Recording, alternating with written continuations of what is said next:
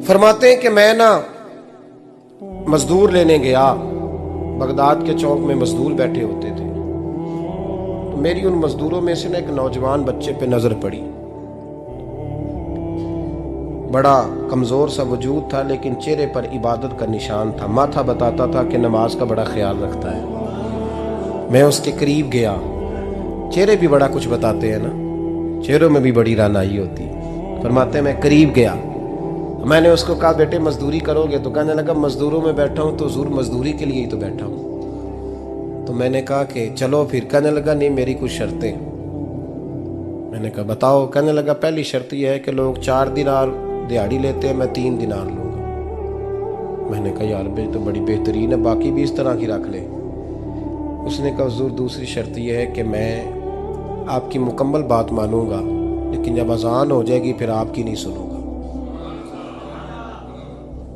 तीसरी बात उसने ये की कि हुजूर मैं आपके घर में काम करूंगा पर आपके किसी सवाल का जवाब नहीं दूंगा। कहते मैंने कहा यार तू बड़ा अजीब है, शर्तें तो मालिकों की होती हैं। कहने लगा जी बहरहाल मैं शर्तें लगा के जाता हूँ। फरमाते हैं मैं उसे घर ले आया,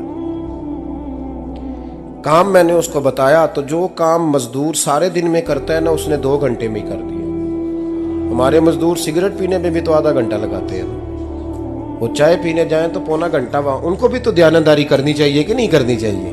ने मुआहदा किया है ना जी, तो पूरा उतरना चाहिए ना। कहते 2 घंटे में। अब काम जब बंदा शुरू कराता है तो काम और निकल आता है। कहते काम मैंने उसको और बता दिया, वो करने लगा। उसने मिट्टी निकाल के रखी थी बाहर रास्ते में, तो अजान हो गई जोर की। उसने वहीं कुदाल छोड़ी कही और चलने लगा। तो मेरा बेटा कहने लगा इसको जरा बराबर कर दो। कहने लगा चुप कर जा, तेरे बाप से बात हुई थी, जब अजान होती है तो मैं किसी और की नहीं सुनता, सिर्फ अल्लाह रसूल की सुनता हूँ।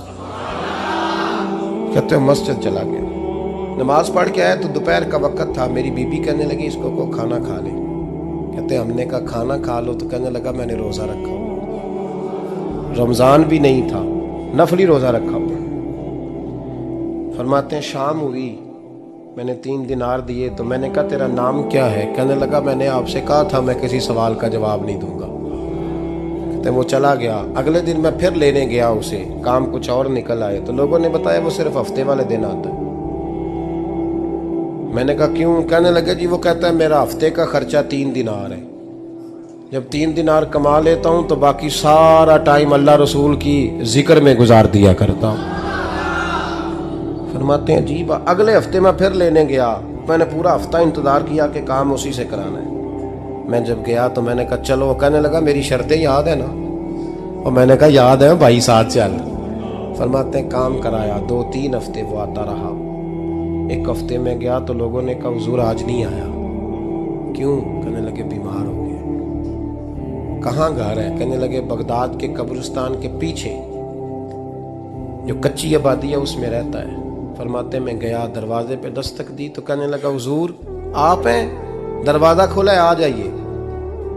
फरमाते हैं मैं अंदर गया तो मैंने कहा तुम्हें कैसे पता चला मैं आया हूँ? कहने लगा हुजूर अल्लाह वाले हो, आप नहीं आना था, वरना अमीर तो गरीबों का पता लेने कोई नहीं आते।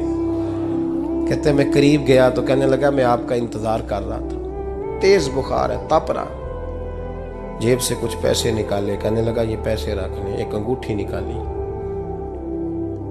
कहने लगा हुजूर आज रात को मेरा इंतकाल हो जाएगा, इन पैसों का कफन खरीद के सुबह जनाजा पढ़ के मुझे दफन कर देना, और जब दफन करो तो ये अंगूठी लेके असर के बाद हारून रशीद के पास जाना।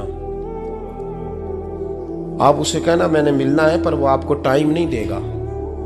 आप उसको आवाज दीजिएगा कि तेरी एक अमानत है मेरे पास, फिर वो आपसे मिलेगा तो अंगूठी दे दें, फिर आप मेरी तरफ से फारिग हैं। हजरत फरमाने लगे तेरा नाम? और कहने लगा हुजूर वक्त थोड़ा है, आज रात मैंने जाना है, बड़ी लंबी माफ़ी मांगनी है रब करीम से, अगर मुनासिब समझे तो मुझे अपने रब से तन्हाई कर दे दे। फरमाते हैं मैं आ गया, पर उसकी बातों ने मुझे सारी रात सोने नहीं दिया। फरमाते हैं सुबह बड़ी मुश्किल से सूरज निकला, मैं गया दरवाजे पे हाथ रखा तो दरवाज़ा खुला हुआ था। अंदर दाखिल हुआ तो खुशबुएं मेरा इस्तकबाल कर रही थी। जब चेहरे से कपड़ा हटाया तो उसका तो इंतकाल हो चुका। इंतकाल हो चुका है, ऐसे है जैसे किसी का दीदार करके सोया है। कहते मैं तो 2 आदमी ले गया था जनाजे पे, पर पता नहीं दुनिया किधर किधर से आई, कहां कहां से। अखां जदों मीटियां जमाना मैनू रोवेगा, अपना ते अपना बेगाना मैनू रोवेगा। फरमाते हैं मैं तो 2 बंदे ले गया था, पर पता नहीं मखलूक कहां कहां से आई। जनाजा पड़ा, दफन किया। हारून रशीद के पास में असर के बाद गया, मैंने बुलाना चाहा पर बादशाह था, मेरी तरफ देखा ही नहीं। मैंने उसको कहा तेरी ये अमानत मेरे पास है। फरमाते हैं वो मुझे कोने पे ले गया, क्या बात है, कमरे में बुलाया, मैंने अंगूठी दी। हारून रशीद तो चीखे मारने लगा, कहने लगा अंगूठी वाला कहाँ है? मैंने कहा वो तो इंतकाल कर गया। कहने लगा मुझे कब्र पे ले चल। कहते मैं कब्र पे लाया तो वो लेट गया, तड़प के रोने लगा। मैंने कहा मेरा कलेजा फट जाएगा, ना उसने कुछ बताया ना तूने बताया, ये कौन था? तो हारून रशीद कहने लगा ये मेरा बेटा था। मैंने कहा तेरा बेटा और मजदूर? कहने लगा हुजूर ये हजरत दाऊद ताई के पास बैठा करता था, उनका मुरीद था, मुझे रोज कहता था अब्बा तूने बड़ी दुनिया इकट्ठी कर ली है, मरते वक्त तुझसे टांगे समेटी नहीं जाएंगी, इतना हिसाब नहीं तू दे सकेगा। मैं इसको समझा देता, इसकी अम्मा समझा देती। ये रोज हमें कहता छोड़ दो, आ जाओ अल्लाह रसूल की बारगाह में झुक जाएं।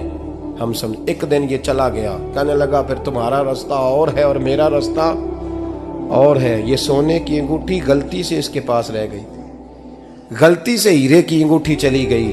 कहने लगा देखो मेरे बेटे ने आज वो भी वापस कर दी है।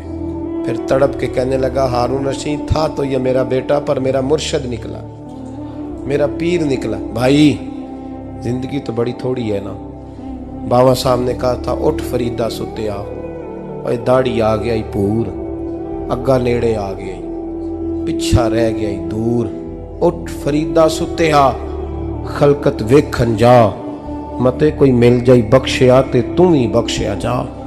उठ फरीदा सुत्या झाड़ू दे मसीत, तू सुते रब जागदा, तेरी डाडे नाल परीत।